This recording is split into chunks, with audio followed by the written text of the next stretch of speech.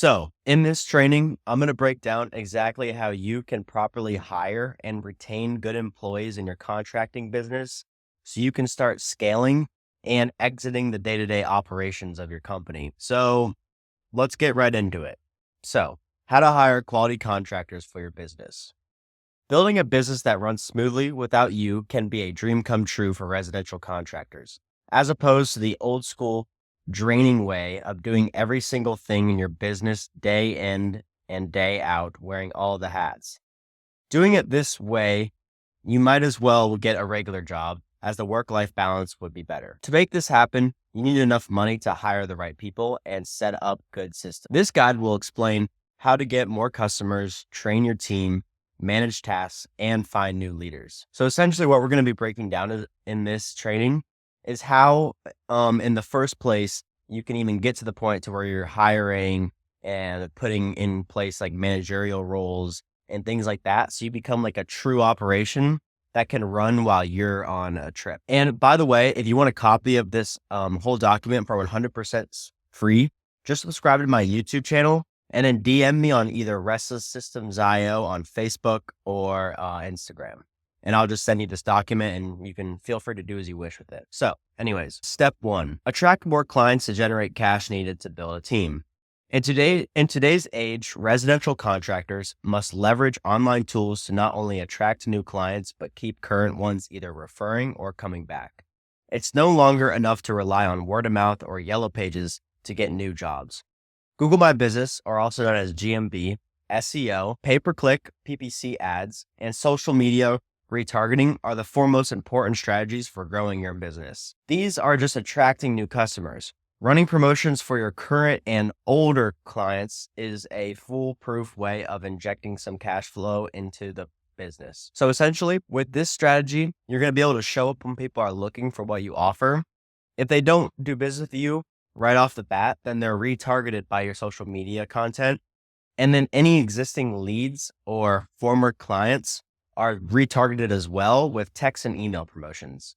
So this foolproof circular kind of keeps them in the funnel way of marketing is definitely the most efficient and effective. And you're also going to need proper cash flow to invest in the proper systems and employees. So that's why we're breaking down marketing to start. Let's start with the basis. Google My Business, or also known as GMB, is a free tool that helps your business appear in local searches and on Google Maps.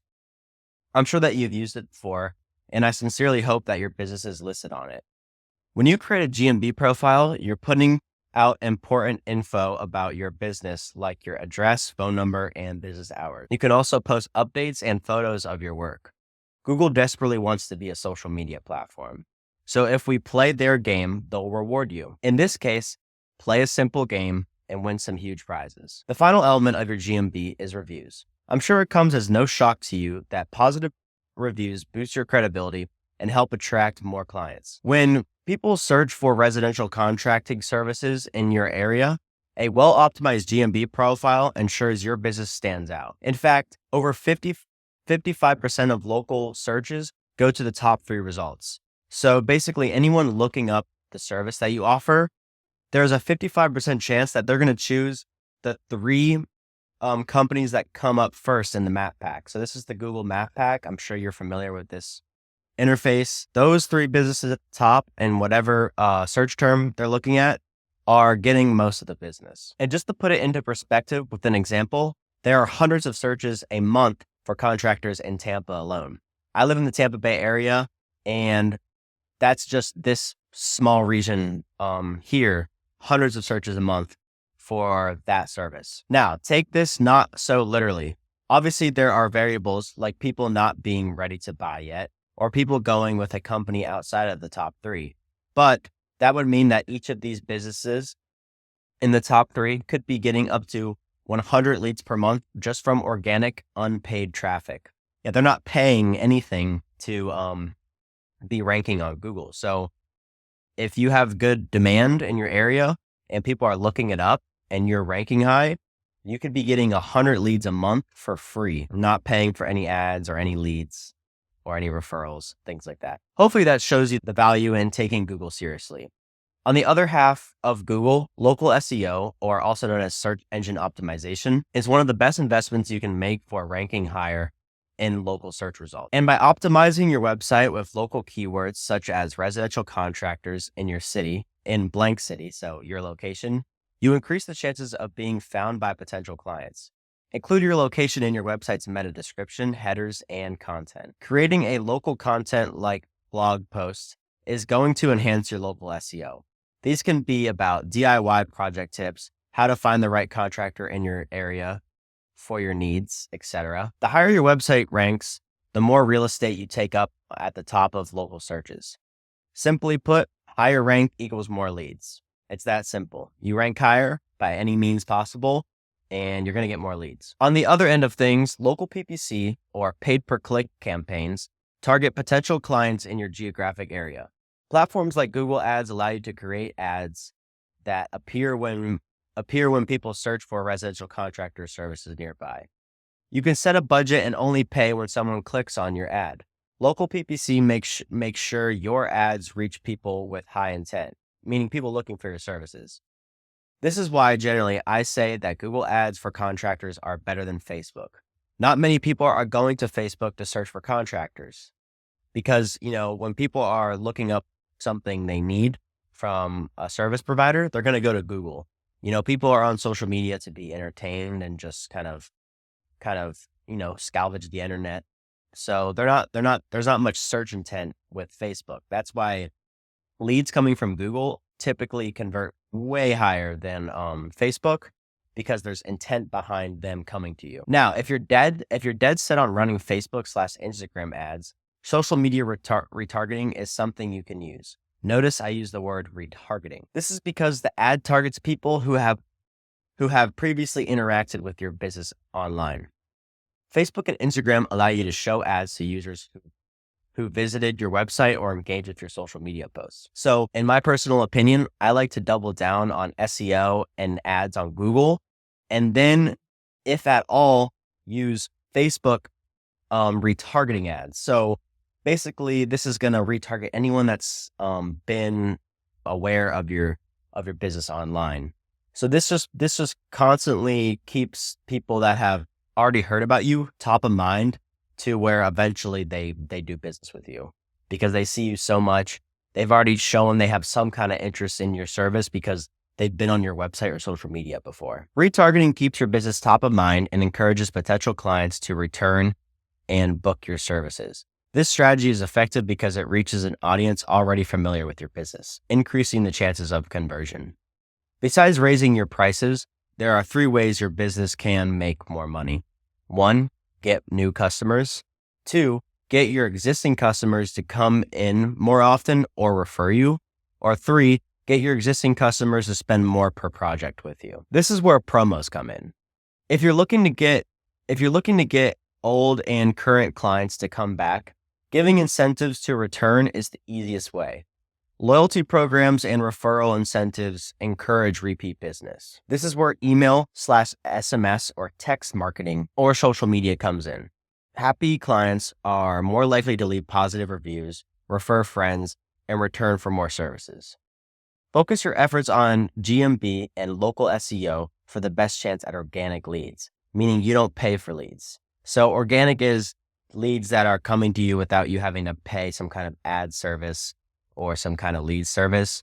You're just doing your own due diligence, and in return, you're getting customers that come to you. PPC and social media retargeting campaigns work great for achieving scale once you have the basis in place. So think the basis of your social media accounts are up, your Google My Business is up, everything's optimized and running well organically. Then running promotions for existing clients keeps them loyal.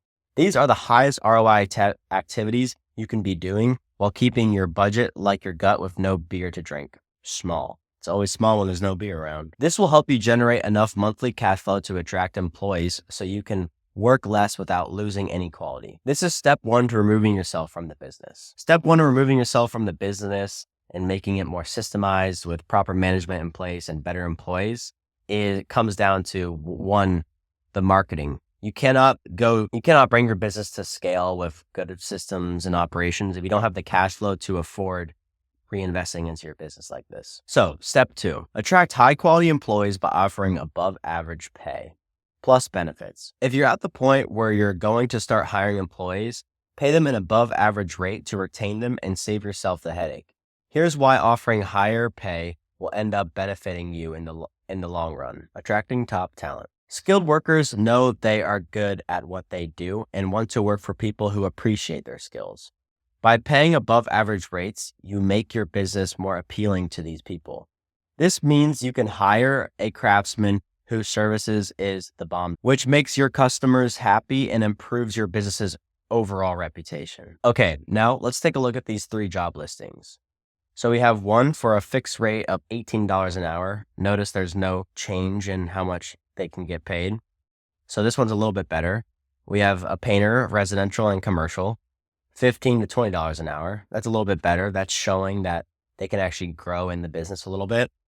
But then we have the third one, $18 to $27 an hour. Now this is showing quality people that they would be respected in this company, because it's showing that they can grow in this company. There's potential that their employer is gonna raise the bar for them over time, and starting at 18, he can eventually get up to $27, maybe even more. What you'll see is the third option will clearly get higher quality applicants because they see there's room for growth.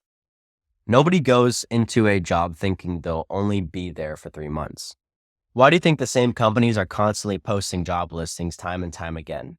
They are stuck in a cycle of getting shit applicants because they don't have systems in place and they don't give them any room to grow. Reducing turnover. On the other hand, losing employees and having to train new ones sucks. The contracting industry has one of the highest turnover rates, meaning you've got a better chance at solving the secrets of the universe than finding an employee who's going to stick around. So that begs the questions. How do I get them to stay around longer? The math is simple. When you pay your employees more, they're going to stay with your company longer. To them, this shows that you value them and are willing to invest in them. Pillar number 1 for a stable workforce. Oh, a little error there. Meant to have more. In addition, when you're taking on these new hires, you'll need standard operating procedures, or better known as SOPs, for everything. Whether that's simple as step-by-step of how you operate on the job site, all the way up to something like in-depth safety procedures. Systems like these are reasons some contracting businesses have smooth onboarding and others are still hiring/firing every month. Boosting morale and productivity. Employees who feel valued and fairly compensated are going to be happier and more motivated. When workers are satisfied with their pay, they are more likely to work harder and do a better job, leading to higher quality work. Plus, a positive work environment also leads to better teamwork and cooperation among employees, which is going to improve your overall productivity. And the positive outcome of all this isn't just to be the good guy. This is going to positively impact your business. You're going to have productivity go up. You're going to have the quality of your work go up, and it's just going to improve the reputation of your business as a whole. So even if you don't want to be the nice guy, sucks for you, but you have to be the nice guy to get these kind of results. But I hope you're just a nice person in general. Building a strong reputation. When your business is known for paying good wages, it builds strong reputation as a great place to work. This marginal increase in wages can help attract even more talented candidates. Happy employees will also speak positively about your business, which can attract more customers. So, step 3, build plus improve a top-notch training program to ensure quality at every turn. And step 3, part 1 of that, is create a comprehensive training manual. First, you need a detailed training manual. This manual should include step-by-step procedures for every service you offer. It should also clearly define the standards for quality, efficiency, and customer interaction. Adding before and after photos can help show what the final results should look like. And unfortunately, you're going to have to cover the tough things, like handling mishaps or equipment breaking and those sad things. Regular performance reviews. If you're looking for an unbiased way of seeing if new hires are doing well, just use a point system. -1 for causing unnecessary mistakes, +2 for over-delivering on a project and leaving someone happy, etc. Give them 21 to start, and 6 months in, you can assess if they still need it or not. Frankly, if your business has systems, it's going to be concrete and allow you to avoid all too common mistakes that happen when you don't have systems. Because I know there's some people watching this video that are just like, I don't need all this. Like, this isn't for me. Like, my business runs fine without these systems. But I want you to really think deep about the day to day of your business and think about all the mistakes that happen very often that could be avoided by having a business ran like I'm explaining in this document. Just think about it. I think you'll come to the realization. Putting together the right team is going to be worth the investment. Once this is in place, you can now start looking to hire upper management to replace yourself. So yes, replacing yourself with upper management roles. Now, this is important because in the end, the bottom line of starting a business and working so hard on it for years is to gain your time freedom back and keep and utilize, good profits that are coming in and give people a good place to work, etc. So as much as you might be thinking, oh, that's kind of weird, for me to start stepping out of the business so much. Well, this is really the whole point of starting companies for yourself in the first place. Step 4, replace yourself with upper management to fully exit the business. As you're planning to step away from the day-to-day of the contracting business, finding someone else to fill your shoes is the final step. It's the old passing of the torch. If you've been working with the same team for a while, there's usually one name that sticks out for someone who understands how the business works and can be trusted. And I'm sure you know this much better than I do because I'm not in the day-to-day of your operation. Establishing clear procedures and protocols.